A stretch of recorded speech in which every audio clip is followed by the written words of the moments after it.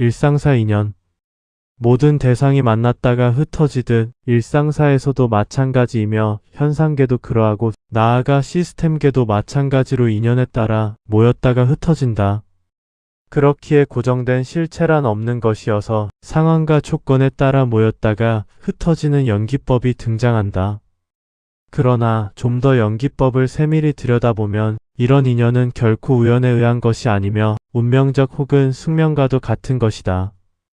인연에 따른 특정 조건과 상황이 만들어진다는 것은 자신이 순간 의도한다고 해서 이루어지는 것이 아니며 과거 이전 오래전부터 내재되어 온 운명적 약속과 같은 것이다.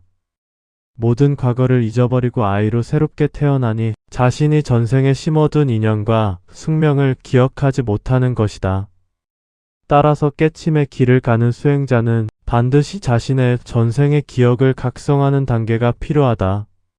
자신의 전생의 기억이 100% 맞느냐 틀리냐는 각자마다 깨우친 정도에 따라 다를 것이지만 밝은 지혜와 직관이 늘어나는 수행을 하고 있다면 자신의 전생을 정확하게 기억할 것이다.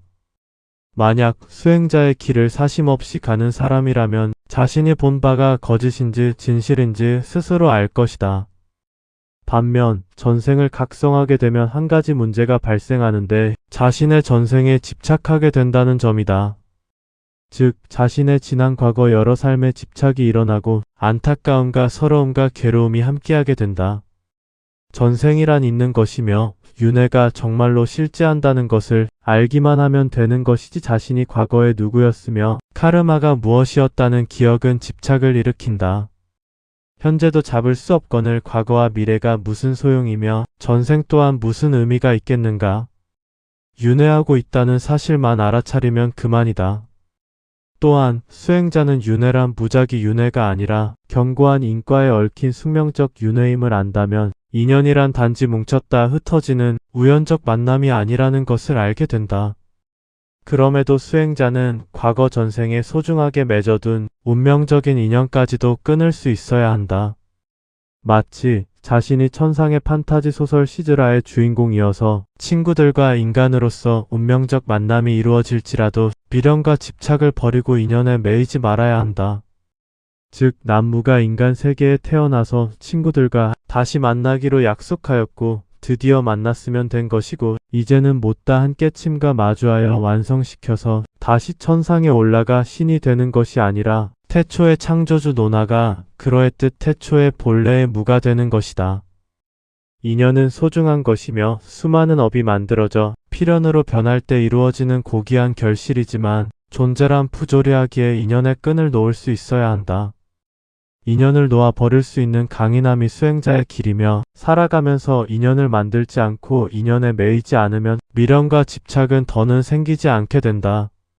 미련과 집착이 없으므로 인연은 사라지고 인과에 얽힌 윤회도 카르마와 함께 사라진다. 이것이 자유의 길이며 자비의 실천이다. 자신의 의식이 사라진 꿈속 시나리오에서 인연이란 애틋함과 아련함으로 밀려오기도 하지만 이런 감정을 주입된 거짓 시나리오라고 간파하게 되면 한낮 허공에 홀로 피난송이 꽃에 지나지 않게 된다. 즉 자신의 의식 밖에서 인연이라는 대상을 찾으려 하지 말고 자신이 자신일 수밖에 없는 기막힌 인연을 궁구해 볼 일이다. 이런 탐구의 끝에는 분명 자신의 영혼을 각성하게 되고 순환하는 윤회를 알 수 있는 궁극의 열쇠가 있다. 자신이 일회성 생명체가 아니라 영혼이 있으며 그 영혼이 윤회한다는 점은 기막힌 현실이지만 끝없는 인과에 얽힌 윤회는 이제는 멈춰야 한다. 중생들은 먹고 살아야 한다는 생존 본능에 치우쳐 깨침의 길을 알려고 하지 않으며 오히려 멀리하기에 인연에 이끌려 다니는 일회성 무정란과 같은 삶을 살아간다. 이런 무정란들은 영혼이 비약한지라 무작위로 윤회한다. 중생에게는 애당초부터 선택권이 주어지지 않은 이유는 그들은 자신의 견해가 없기 때문이다. 중생은 남들이 하는 대로 가르쳐준 대로 그대로 따라하는 것에 익숙하여 자신의 견해가 없기 때문이다. 자신의 견해가 없으므로 의심이 일어나지 않으니 마음이 편하여 번뇌가 적다. 이런 무정란 중생들도 언젠가는 반드시 붓다가 되지만 수만겁의 시간이 흘러야 차츰차츰 유정란이 되어 깨침의 길을 가게 된다. 이 길은 인연도 끊어야 하는 길이거늘 하물며 중생은 아직 깨우치는 공덕의 인연을 쌓지 못하였기에 끝없는 윤회를 헤매며 벗어날 생각을 못하는 것이다. 모두가 때와 조건에 따른 인연이 있는 것이므로 스스로 알아차릴 수밖에는 없다.